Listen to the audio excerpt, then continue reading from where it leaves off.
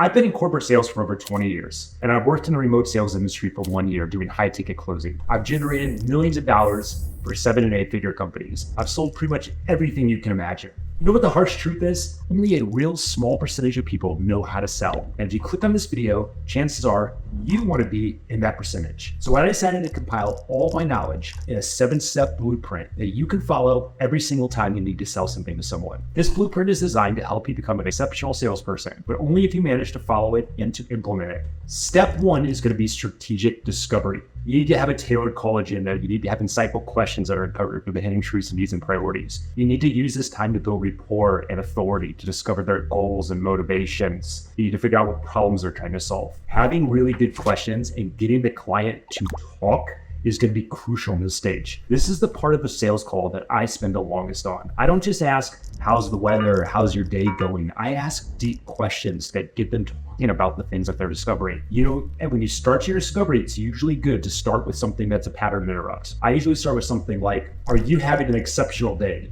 Or what have you been dealing with today? You know, something that really throws it out of the normal and doesn't just ask a question that they do. And then usually what I do after that is I basically frame it up. Like I say, there's usually 3 types of people that join these kind of calls. There's people that are just on a fact-finding mission. They just want to ask questions, figure out for them, and they're probably going to buy sometime in the future. There's people that know that this is the solution they want, but they're going to be interviewing 3 or 4 companies, you know, and trying to figure out which one fits them the best. And then there's people that are ready to buy today, or they're ready to move forward as soon as they find the perfect fit. Which one of these do you think describes you? So based upon that question, I find out where they are in the buying process, and I can tailor the rest of my pitch to meet their needs. If somebody tells me they're just fact-finding, I'm not going to use like urgency tactics. I'm not going to use things that, you know, kind of different to build. I'm going to build up really trust. I'm going to build up a lot of authority in the solution. And I'm going to give them as much information as I can so I can build that trust and they remember me when they're ready to buy 2 or 3 months from now. But if somebody tells me that they're ready to buy now, I'm probably going to uncover the things that, you know, here's our incentive for signing up on the call. Here's how you can get 3 free months. Here's how you can get a discount by paying the full on the call, those kind of things. But if you use those to a person that's not ready, you're just going to build alienation. So it's important to do that. The other part of these, your questions to do is they should build upon the problems and the goals that your client is trying to get. You know, like I sell a investing bot right now. I want to know, does my client want passive income that they use in their daily life, or are they building up something for their retirement and they want to create that monthly compounding of their investments that grows over time? By asking those kind of questions, it'll basically tailor exactly what they're looking for so I can add it into my pitch when I get to that. The better questions you can ask and the more information you get during the discovery, the better you're going to be able to tailor the pitch to be exactly the solution that they're trying to uncover.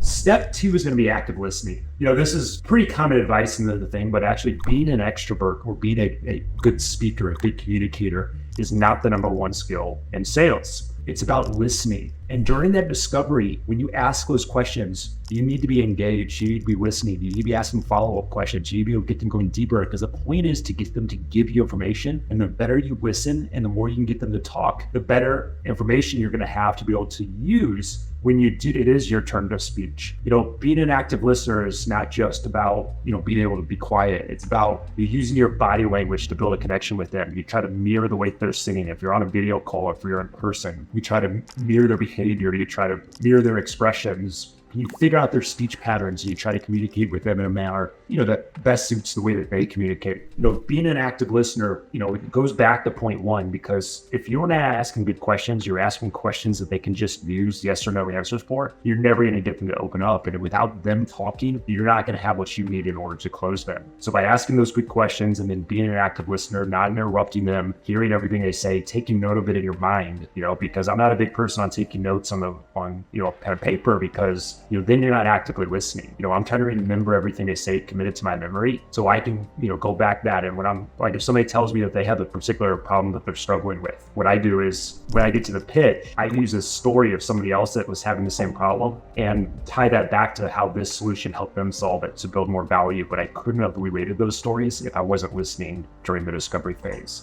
Step 3 is going to be a value-based presentation. I have 2 or 3 different presentations I use when I sell. I have the ones for the fact finders, kind of the people that are in information gathering. I have the people that already have some problem awareness, or they have some solution awareness to my problem. And then I have the one where I don't even use the marketing presentation at all, and I just go straight into client testimonials. What I use is based on when they tell me they are in the buying process. If somebody was using a competitor program, they want to switch over to ours because ours just gets better numbers and they like the value that ours is delivering. I won't even use the presentations. I'll dive right into client results and start telling stories based on those clients. But if somebody tells me that they're a fact-finding mission and they have no basic awareness of what we do or the markets that we play in, I'm going to go to my front level presentation that really explains why we're in this particular market and how we're different than the competitors and how we deliver value, and then I'll move into the client results. You have to basically tailor your presentation so it delivers to exactly the type of person you're addressing and how our offer or our solution aligns with the problems that they're trying to solve. It also has to have a measurable time value,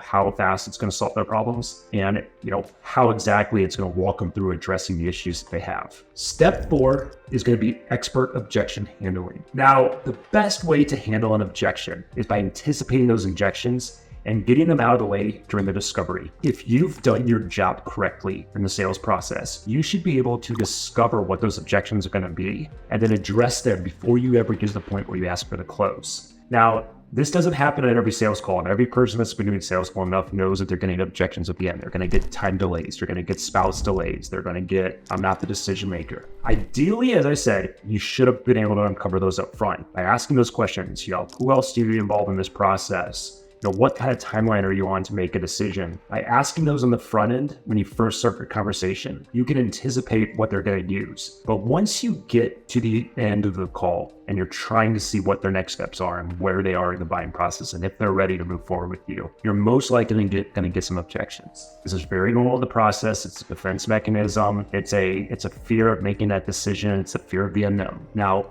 you should already have your responses to the most common objections written down, and you should have your answers to those. The best way to answer objections is to have a story for each common objection that you deal with. I was told very early in my sales process that facts tell, but stories sell. The one thing I see most common in this space is that most people handle objections by trying to rebuttal them in a logical manner, trying to give them facts to overcome an objection. Here's why you should buy now. Why do you think your wife would be dealing with this? But if you would have a story around every objection you have and already have those stories committed to your memory, and have the story to be able to deliver in a powerful way, you're going to be able to handle objections a lot better. I have an example where with the product I'm selling, it's kind of it's a cutting edge solution using AI. It's in an investment space that a lot of people don't know much about. And so one of the most common objections I get is that they need more time to do some fact building. And one of the ways that I can tell that is I said, that's very common. A lot of people need time to do the research. But the fact is, I'm the person that's going to be able to answer the most questions. So just so we can, figure out exactly what you're looking to figure out, can you give me some ideas of what you're looking to solve? And, get them to open up a little bit. But then I have these stories built around where I say, my client Phil, he signed up 2 months ago and he needed time to fact gather. And Phil was texting me every single day for about 3 weeks. And I was answering his questions and I was getting him the answers and he was taking the time to figure it out. And then we ended up doing a second call 3 weeks later. We jumped in, we answered some of the same questions, we answered some new ones, and then he bought the program. And he just realized that by waiting 3 weeks, he missed out on $7,000 in profit because his first 4 weeks, he made $7,000 in profit. So I'm able to take those stories and talk about how a delay in time basically lost him money that he could have earned during that time. And I can tell a story and it gets them thinking about the things they're going to lose. And maybe they'll open up and tell you some of their information right on the call. The other thing that's really important with handling objections is basically just maintaining control of the conversation. Often if a client will ask me a question, I'll turn that question back to them. If somebody says, how does your program do this different than a competitor? Instead of just answering that and they're kind of going to zone out and lose interest in the conversation, what I say is like, oh, what do you know about the competitors? How do you think they handle this? Or What is it that you're actually looking for? I can tell you if that's something we can support. I take my question, I turn it back to them so I can get them to give me more information. Anytime you get an objection, even like the most common one where somebody said, hey, talk to my spouse, right? You talk to my business partner. And I ask them, oh, is your business partner very much like you? Is your spouse like you? Does she make the same kind of decisions you typically does? What do you think she would think about this? What questions would she have? And I try to get them to open up, get more information, and allow me to get control of the conversation again so that I can get the information on my prospect that I need to move them forward in the process. Step 5 is going to be high impact closing techniques. Now, you get to that point in the conversation where you've had a really good discovery, you've given them the short pitch on what your program it is and how it solves their issue and what kind of timeline it does it is. But now, how do we get them to commit to the action? There's several different closing methods that I like. One of my favorites is the soft close. The way I frame a soft close is it's not done in an aggressive manner, it's done in a very conversational manner, but I basically say, what questions remain that would prevent you from moving forward? So you're giving them the opportunity to say that no questions remain, that you answered everything they need, and you're giving them a soft way that they can say, no, actually, I think I do have everything I need. I am ready to move forward. But if that doesn't work, there's a couple other different techniques I can do. I like the compare and contrast method, where you can basically say, at the end of the call, you give them everything and say, why don't we list everything you like about the program here? How do you think it's going to thing? And why don't you give me a list of things that you maybe aren't up to par, or you think that still need to be addressed? And you can get them to list out. And when you actually list those out, you can pull up a Google Doc and you can write them both on the screen. Hopefully the list of the positives is going to be a lot longer than the list of the negatives. If the list of the negatives is longer, you just haven't done your job. So, assuming that the list of the positives thing, you can one by one tick off the things on the negative list and talk about how you can actually move that to the positive thing. And once you build up a significant of a positive list, they can just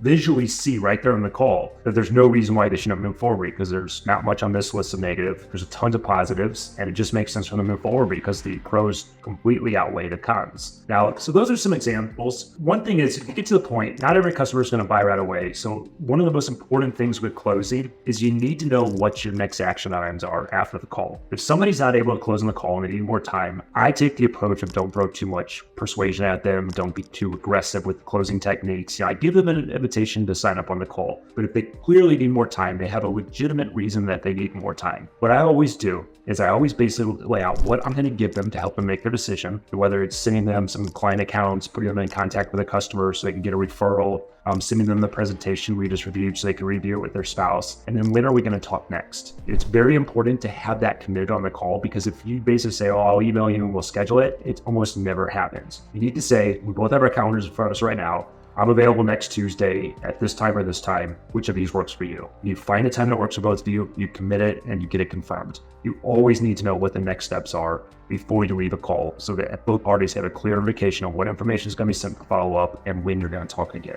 That really transitions really well into step number 6, which is follow-ups and nurturing. There's two different sides of this coin. You have to nurture the people and follow up with them before they get on a call with you. And then you need to have a custom follow-up strategy to follow up with the people that haven't committed to that next step. One way that we do it is before anybody books a call with us, we have nurturing that's done from a pre-call sequence. They come in through an ad, they watch the video sales letter that delivers a lot of value, they book a call, and then they get an ebook that gives them more value before the call. They get a personalized video from me that's basically giving them what to expect on the call and teasing them a little bit about the information that is going to excite them for the call. And then after the call, if I book them into a second sequence, there's a similar follow-up nurture in the second one that confirms their appointment, sends them some information, sends them the client results, and it allows them to be followed up with. We have this all automated so it happens. For people that don't book that next call, follow-up is one of the most important things you can do in sales. Now, I actually wrote an email about this today. I got an email 2 days ago, and it was this female coach that basically was saying she doesn't believe in follow-up.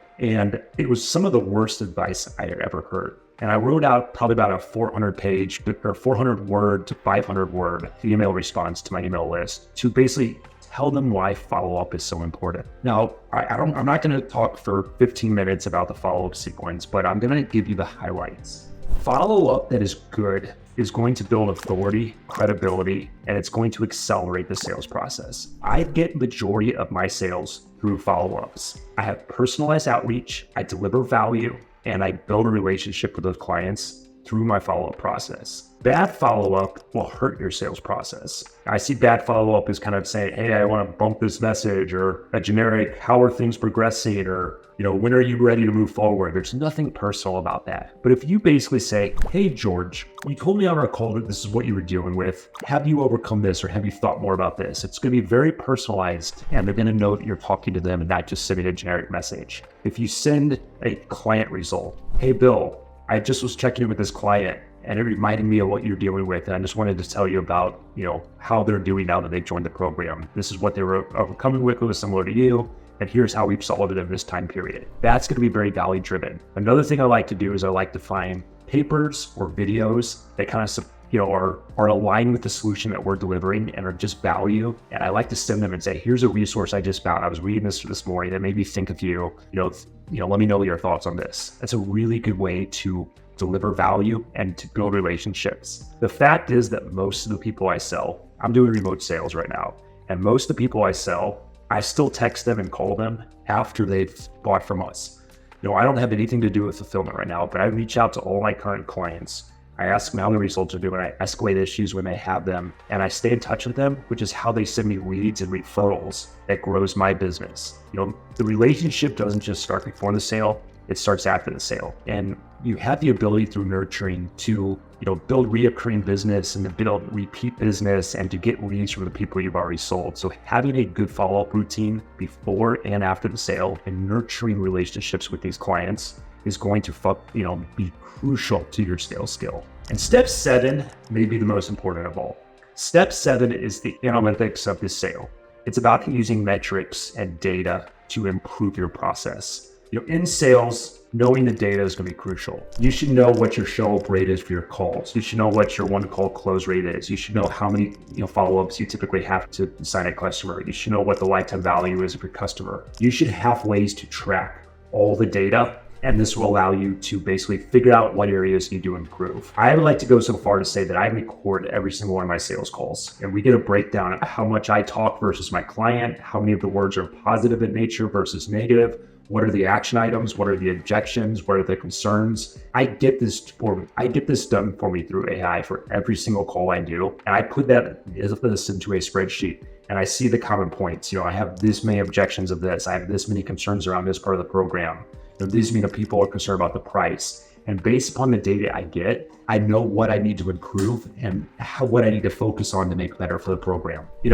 Constant improvement is everything in sales. I've been selling for 20 years and I still improve every single day by watching my calls and analyzing the data and figuring out the small things I can tweak to just get a little bit better. But really the most important thing you have to do in the sales process is to have fun. Enjoy the process. There is so much fear around sales. And I think that's just a disappointment because sales is about solving problems and building relationships. People don't buy from people they don't like, and people like to buy from people they like. So build those relationships, build connections, expand your network, and improve your life through selling more. It's going to change your life for the better. You're going to become a better person. You're going to expand your network. So basically, if you found this video valuable, comment your favorite tip below, subscribe to the channel, and I'll see you in the next video.